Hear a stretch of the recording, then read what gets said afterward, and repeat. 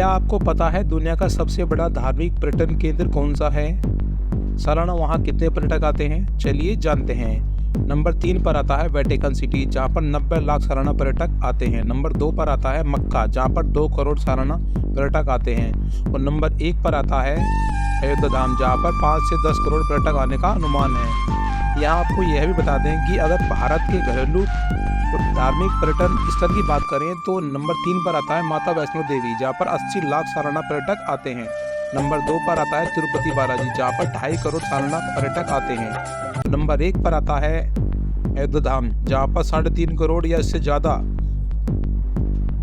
सालाना पर्यटक आने की उम्मीद है। पूरे वर्ल्ड में सबसे ज़्यादा 5 से 10 करोड़ यहाँ पर पर्यटक आने का अनुमान भी लगाया जा रहा है। और यह बात हम ऐसे नहीं कर रहे हैं, यह रिसर्च की बात है जो अमेरिकी कंपनी जेफरीज इक्विटी ने की है। इस रिसर्च में दावा किया गया है कि अयोध्या धाम में प्रतिवर्ष 5 से 10 करोड़ तीर्थयात्री आने का अनुमान है। सोमवार को प्राण प्रतिष्ठा के साथ ही अयोध्या दुनिया का सबसे बड़ा धार्मिक पर्यटन केंद्र बनने जा रहा है। अमेरिकी कंपनी जेफरीज इक्विटी रिसर्च ने अपनी ताज़ा रिपोर्ट जारी की है। उसने कहा है कि यहाँ पर सालाना 5 से 10 करोड़ पर्यटक आने का अनुमान है।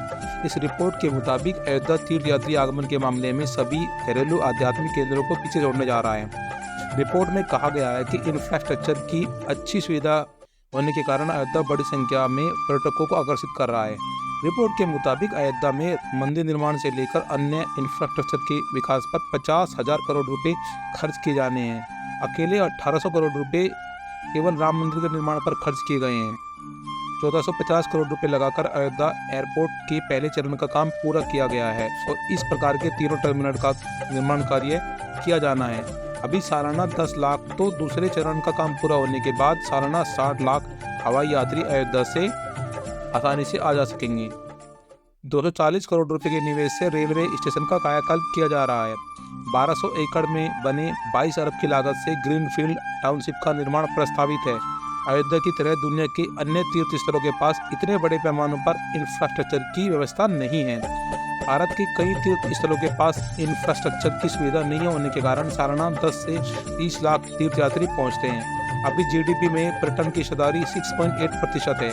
रिपोर्ट के मुताबिक अयोध्या में पर्यटकों की संख्या बढ़ने से भारत की कुल पर्यटन को भी प्रोत्साहन मिलेगा और भविष्य में हमारी जीडीपी को बढ़ाने में मदद मिलेगी।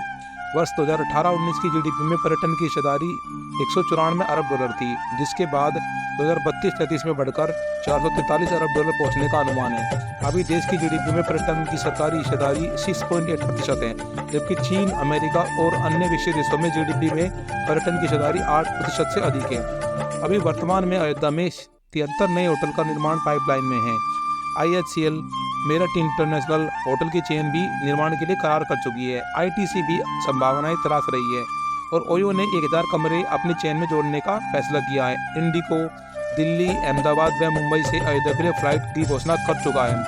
एयर इंडिया, स्पाइसजेट और अन्य एयरलाइंस भी विभिन्न शहरों से अयोध्या के लिए फ्लाइट चलाने जा रही है। इतनी बड़ी संख्या में पर्यटक के पहुंचने को देखते हुए बर्गर किंग, केस चैन, देवयानी इंटरनेशनल, जुबिलेंट फूड आदि चेन अयोध्या धाम में अपना संचालन शुरू कर चुकी है या फिर करने जा रही है। आपका अयोध्या धाम के बारे में क्या विचार है? कमेंट सेक्शन में जरूर बताइएगा। जय श्री राम।